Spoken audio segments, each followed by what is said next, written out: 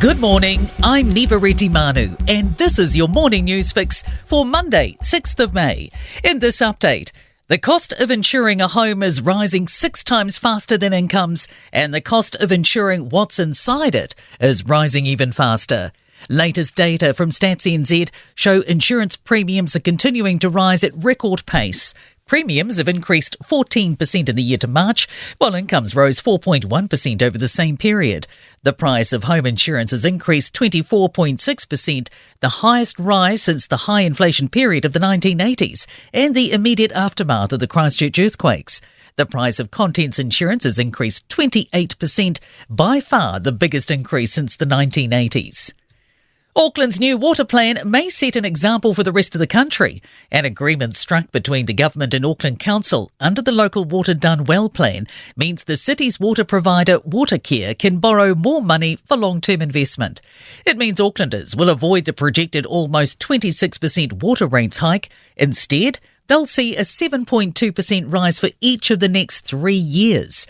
Infrastructure New Zealand Chief Executive Nick Leggett says this will hopefully be a deal that the rest of the country can model off. I think this sets a positive precedent. It says the government is willing. In this case, it says the deal can be done between a council and the government. Well, hallelujah. The skipper of a fishing boat at the centre of tragedy which claimed the lives of 5 men will go on trial in Whangarei today. Danica McLean has more. The Waikato Friends died when the Enchanter capsized after being hit by a rogue wave near North Cape in March 2022.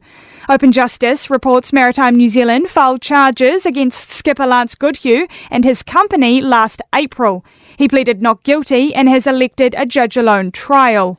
Goodhue's charged with breaching his duties as a worker on the vessel and in doing so allegedly exposed individuals to a risk of death or serious injury. His company is charged with operating a ship without the prescribed qualified personnel and exposing individuals to the risk of death or serious injury. Disappointment from animal safety advocates with the North Canterbury hunting competition bringing back its feral cat categories for a second year. Nearly 250 were caught at last year's controversial event, which drew protesters. Organisers say they have rules in place to minimise risks of pets being killed, including any hunting being 10 kilometres outside residential areas.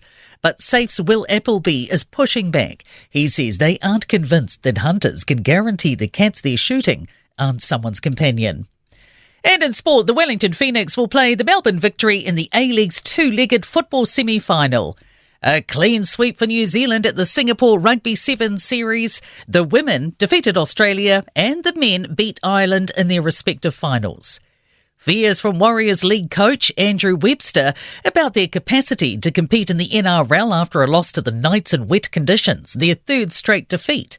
And the Pulse are unbeaten with 4 wins and top of the ANZ Premiership netball table after beating the Mystics.